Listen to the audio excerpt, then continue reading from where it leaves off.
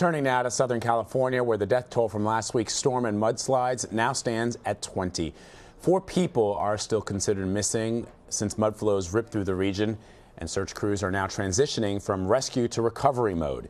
Jamie Yuccas is in Montecito, where the main highway is still closed and more rain is in the forecast.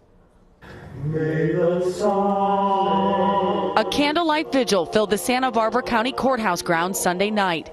James Weimer came to remember his grandparents, Alice and James Mitchell, who celebrated James' 89th birthday last Sunday. That was the last time I saw them.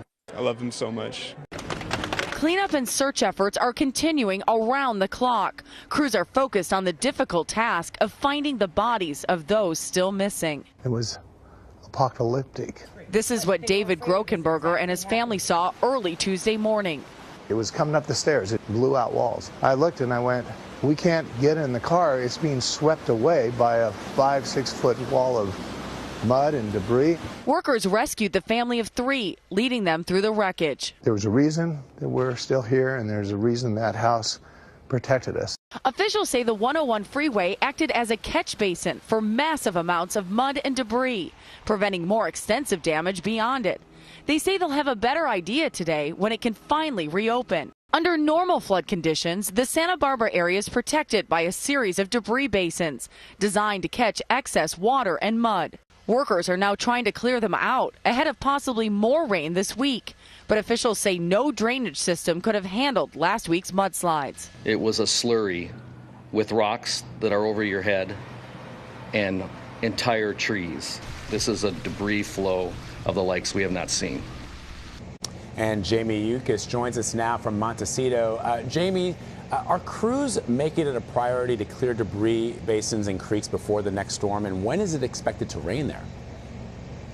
Yeah, that's the one thing, Vlad, is that there is rain in the forecast. It's later on this week. It's on Thursday. It's not going to be the torrential rains that this area saw that caused these mudslides, but it is a concern because take a look at what's happening here. This is the 101. This is how people are trying to get back and forth between Santa Barbara and Ventura, or even further than that. It's for 30 some odd miles. You have debris and all of this mud just caked into the freeway. It's not going anywhere right now. As you can see, they're really working to try to get this reopened, but at this point, there's no timetable as to when that will happen. If you add more water to this, as someone was talking about, it's already like soup that you're trying to pick up and put into a bowl without it leaking. So if you add more rain and more water to that, it's just going to be a huge mess. It's going to be constant cleanup for quite some time in a very condensed area, especially if there is more rain that comes this way on Thursday. You know, our thoughts and prayers are certainly with those who've lost their lives, but I'm very curious about those 4 that are still missing. I don't know if you've been able to learn anything about them. When we threw the pictures of those 4, I note that one appears to be a very small child. A 2-year-old, Vlad, and that's this community. I can tell you, even at the hotel I'm staying at, you know, the man checking me in said, you know, it's one of those things that I didn't have friends or family who lost their lives, but we had 4 regulars who would come into the hotel to eat dinner, and they lost their lives. There's such an age range, as you pointed out. There's that 2-year-old. There's a 79-year-old still missing. That's the age range that you're looking at right now with those 4. Unfortunately, as you can see, with all this mud and debris, it's been a very difficult process to try to find people, almost some people entombed in this mud and debris in much of the area. So they're continuing to look for those people. As you said, it is now a recovery effort. There's no longer a rescue effort underway at this point. It's absolutely heartbreaking. And I wonder, the thousands that are still under mandatory evacuation, do officials have any sense when residents will be let back into the area?